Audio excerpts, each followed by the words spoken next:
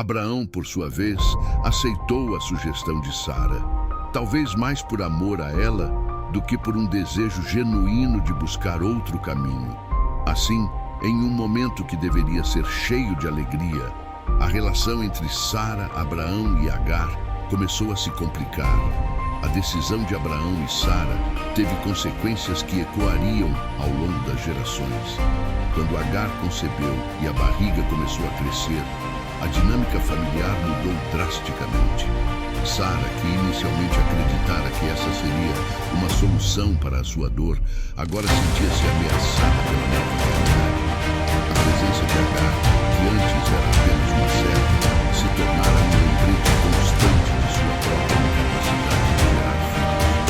A relação entre as duas mulheres rapidamente se deteriorou. A serva, agora grávida, olhava para Sara com uma mistura de desprezo e superioridade, enquanto Sara se tornava consumida pelo ciúme e pela insegurança. Esse quadro de tensões e rivalidades exemplificava como a intervenção humana nos planos de Deus, mesmo que bem intencionada, podia resultar em desentendimentos e divisões. Sara, em um momento de desespero e ira, passou a maltratar Agar, que, sobrecarregada pelo peso da situação, decidiu fugir para o deserto em busca de alívio e liberdade.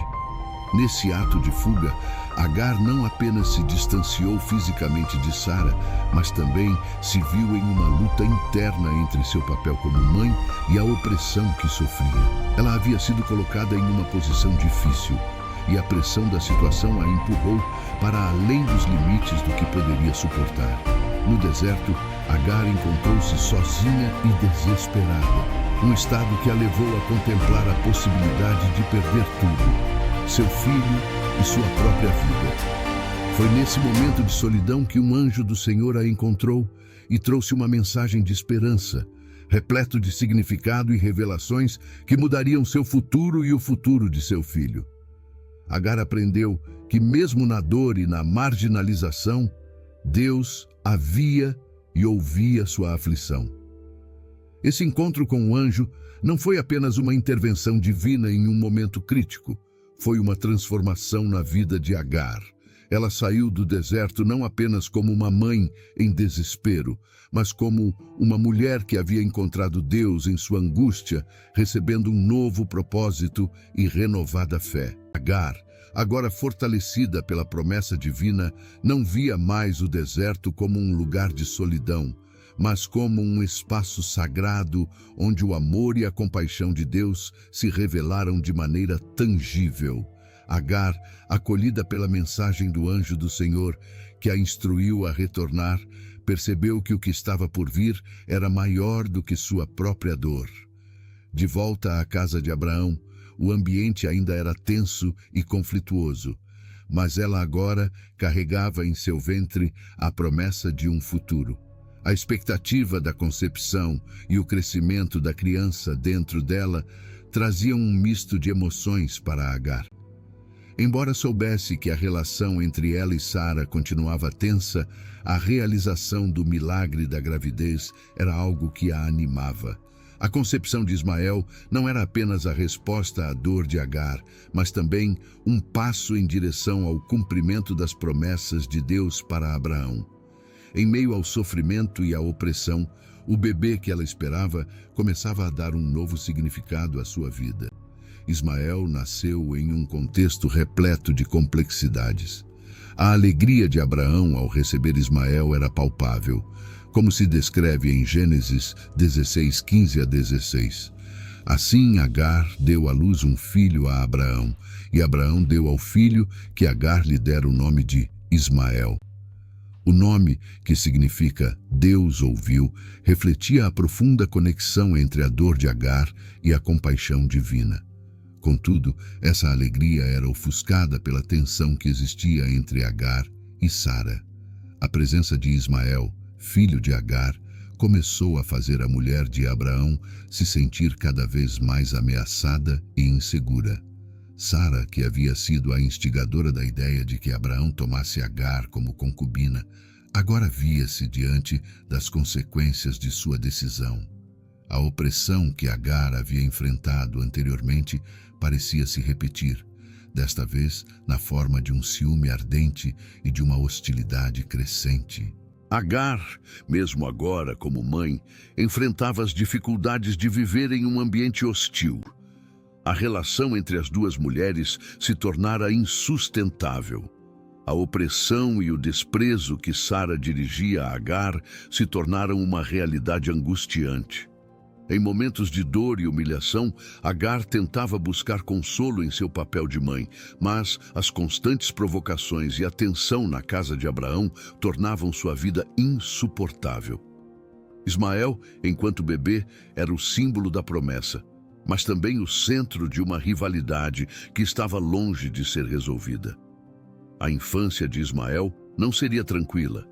Ele cresceria em um ambiente permeado pela incerteza, onde sua identidade e seu valor estariam sempre em questão. Agar se via, então, presa em um ciclo de dor, impotente diante da opressão de Sara e sem um lugar seguro em que pudesse criar seu filho. Porém, a presença de Ismael também trazia a Agar um propósito renovado. O amor que ela nutria por ele se tornava um farol em meio à tempestade emocional que vivia. O nome que Abraão lhe dera representava mais do que um simples rótulo. Era uma lembrança constante de que Deus estava atento às suas aflições e, de alguma forma, prometia um futuro melhor. No entanto, em meio a essas adversidades, Deus continuava a cumprir suas promessas, oferecendo conforto e esperança. Gênesis 17:20. Essa promessa não apenas conferiu a Ismael uma identidade significativa, mas também estabeleceu um futuro brilhante, mesmo à sombra da posição secundária que ocupava em relação a Isaque. A renovação da promessa a Ismael era um testemunho do amor e da misericórdia de Deus. Apesar de não ser o filho da aliança principal, Ismael ainda era importante para Deus.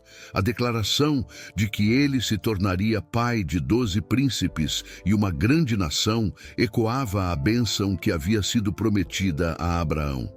Essa inclusão de Ismael na narrativa divina demonstra que, mesmo nas circunstâncias mais desafiadoras e inesperadas, a bondade de Deus se estende a todos os seus filhos, independentemente de sua origem ou status.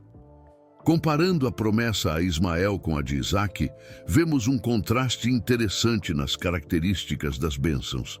Isaque seria o filho da aliança, aquele por meio do qual as promessas de Deus a Abraão seriam cumpridas de maneira mais direta e específica. Ele carregaria a linhagem através da qual a nação de Israel se formaria. Por outro lado, Ismael era chamado a ser o pai de uma nação igualmente significativa, mas não era o herdeiro primário da aliança.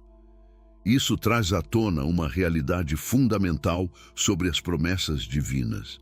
Deus pode operar em diferentes esferas e de várias maneiras, e suas promessas podem ser cumpridas em contextos diversos. Essas promessas, tanto a de Isaque quanto a de Ismael, nos lembram que, mesmo em meio a dificuldades e incertezas, Deus tem um plano que pode ir além do que imaginamos. As vidas de Ismael e Isaque se tornariam o reflexo da fidelidade de Deus e de sua capacidade de trabalhar em situações que muitas vezes parecem impossíveis. Enquanto Isaque se tornaria o porta-voz das promessas de Deus à nação de Israel, Ismael receberia uma grande bênção que garantiu sua própria importância na história.